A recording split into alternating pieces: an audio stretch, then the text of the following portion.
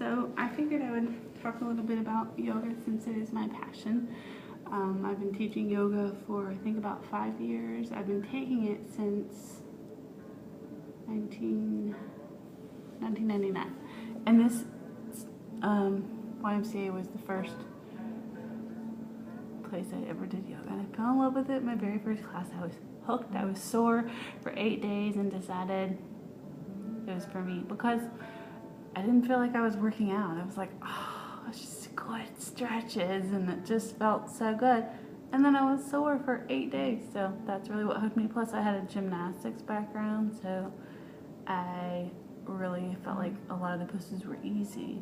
So right away, I went from a beginner's class to intermediate and fell in love with it, and then became a teacher a few years later. So just to show you a few little easy stretches that just feel good if you're a runner or a weightlifter and you're tight in your muscles. So most yoga poses or yoga classes, will start out like this, or they have the other foot, which I can't really do. It's been a long time since I've tried actually bringing the feet on top, both feet on top. You can't see my right foot's barely underneath there, but you don't have to sit like that in a yoga class. Obviously, if it hurts, you can just stick one foot on top of the other, or sometimes you can just sit in crisscross applesauce or Indian style, whatever works for you. A lot of classes will start like this with the first and thumb, or I like to do the right hand on top of left. So that's a basic easy pose in yoga, asana it's called. Also, one of my favorite poses is called Baddha Konasana, or bound angle pose, and you take the soles of your feet to meet each other.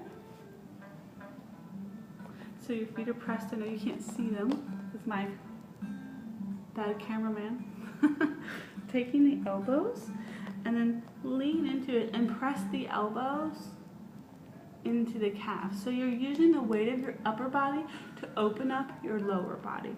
And it's just a good stretch if your knees and thighs and quads are sore.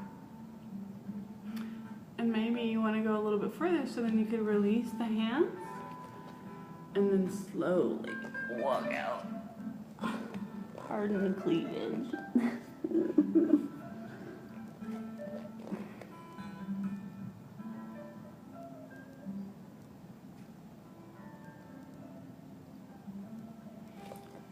And slowly come back up and just, staying as long as what works for you. I hope that I have turned some of you guys onto yoga, that you have maybe never thought about yoga or you didn't think it was a good workout. It's amazing. It's changed my life. So hopefully I've answered some of your guys' questions about yoga and poses. Guys, leave me questions and comments with suggestions, because I kind of run out of ideas. I feel like I have done all the good ones when I know there's a lot more. I'm working on doing some more arm balancing poses myself before I can actually teach them. I'm always afraid to teach poses like that at the Y, or a place that you don't know what your levels are. You have all levels of students, so it's kind of hard to teach super advanced pose, because my classes are all levels. They're not a beginner or an intermediate, so it's kind of hard to teach advanced poses in all of those classes. But that's just an excuse. You guys have encouraged me to try crane or crow or some of these crazy arm balances, and I'll have to say, tonight I got my feet off the ground in crane for a good 3 or 4 seconds. I held it. Maybe I'll show you real quick. Let me see.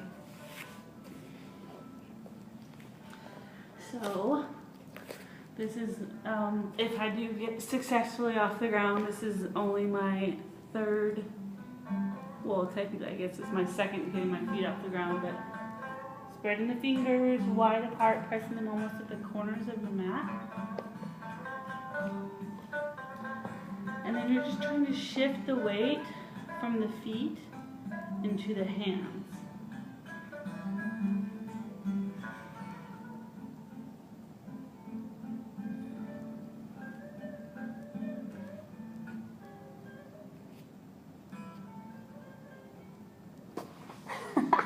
I did it. Even if I fell and crashed my head on the floor. But I did it. Lauren, that was for you.